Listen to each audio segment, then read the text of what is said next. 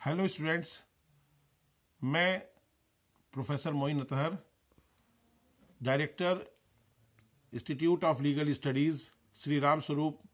Memorial university, Dewa road, Lucknow. आज मैं आपको संपत्ति अंतरण अधिनियम 1882 के बारे में कुछ बताना चाहता हूं। जैसा कि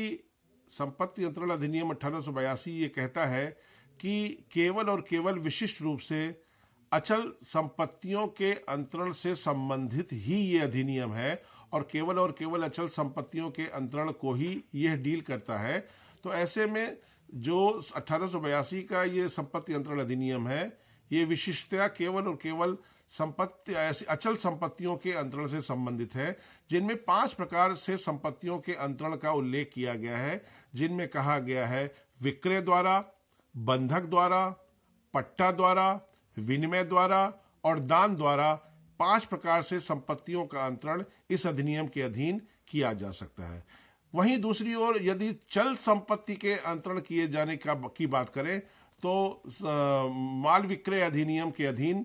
चल संपत्तियों के अंतरण की बात कही गई है। लेकिन विशिष्ट रूप से यहाँ पर हम अचल संपत्ति के अंतरण से संबंधित बात कर रहे हैं। तो अचल संपत्ति से संबंधित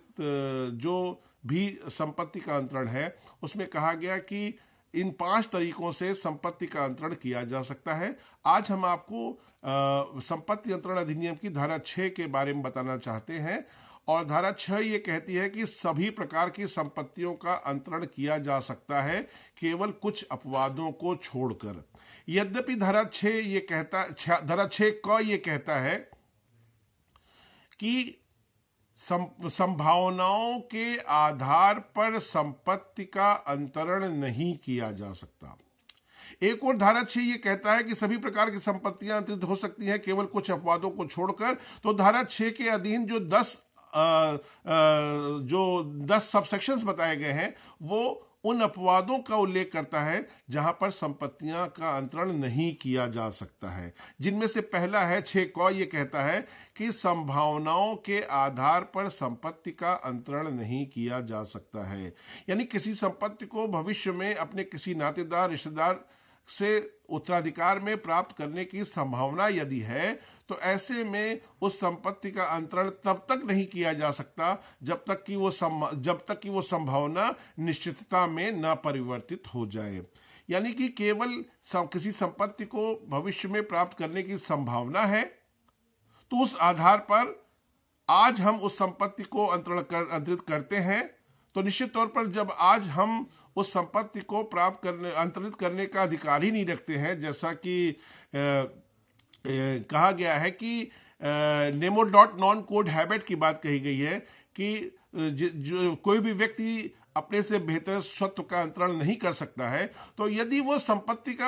को पाया ही नहीं है, संपत्ति का अधिकार पाया ही नहीं है, संपत्ति को अंतरण करने का अधिकार पाया ही नहीं है, यदि पाने की संभावना है, तो पाने की संभावना मात्र पर उस संपत्ति को अन्यत्र अंतरित नहीं किया जा सकता है। और यदि ऐसा किया जाता है तो ऐसा अंतरण शून्य होगा। धारा 6 क से संबंधित एक बहुत ही महत्वपूर्ण केस है जुमा मस्जिद मेमोरियल ट्रस्ट बनाम कोडिमा नियंत्रण का, जिसमें कोडिमा नियंत्रण ने संपत्ति का अंतरण जुमा मस्जिद मेमोरियल ट्रस्ट को तब किया था जब उसको अपने पूर्वाधिकारी से संपत्ति प्राप्त होने की संभावना थी,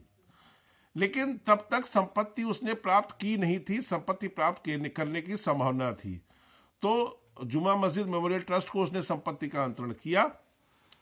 लेकिन बाद में कोडिमा नियंत्रण ने जब संपत्ति को अपने पूर्वाधिकारी से प्राप्त कर लिया और वो जो संभावना थी निश्चितता में बदल गई, तो कोडिमा नियंत्रण ने उस संपत्ति को जुमा मस्जिद मेमोरियल ट्रस्ट को अंतरित किए जाने से मना किया और ये कहा कि धारा 6 क ये कहता है कि संभावनाओं के आधार पर किया गया संपत्ति का अंतरण शून्य होता है। और जब जुमा मस्जिद मेमोरियल ट्रस्ट को किया गया था, मैंने संपत्ति का अंतरण किया था, तब मैंने संपत्ति प्राप्त नहीं की थी, संपत्ति प्राप्त करने की संभावना थी।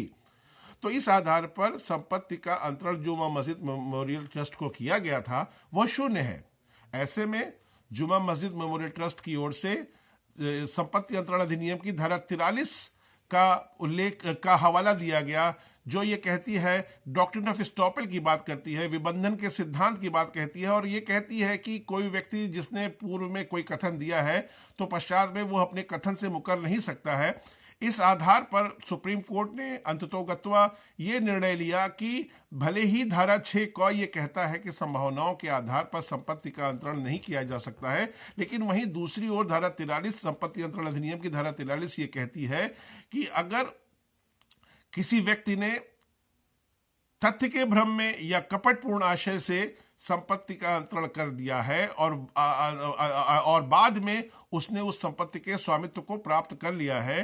तो जो क्रेता है जिसने उस संपत्ति को क्रय किया है, यदि वह संविदा कायम है, चालू है, तो ऐसे में विक्रेता उस संपत्ति को उसी व्यक्ति को अंतरित करने के लिए बाध्य होगा, और धारा 43 जो संपत्ति अंतरण अधिनियम की है वो ऐसा करने के लिए बाध्य करती है। और इसी आधार पर जुमा मस्जिद मेमोरियल ट्रस्ट वर्सेस कोडिमा नियंत्रण के केस में, यद्यपि कि कोडिमा नियंत्रण ने धारा 6 का सहारा लिया था, लेकिन धारा 43 के आधार पर जुमा मस्जिद मेमोरियल ट्रस्ट के फेवर में सुप्रीम कोर्ट ने, उच्चतम न्यायालय ने निर्णय दिया, और इस प्रकार से ये स्पष्ट हो गया कि यद्यपि संभावनाओं के आधार पर संपत्ति का अंतरण नहीं किया जा सकता है, परंतु धारा 43 जो इसी अधिनियम की धारा 43 और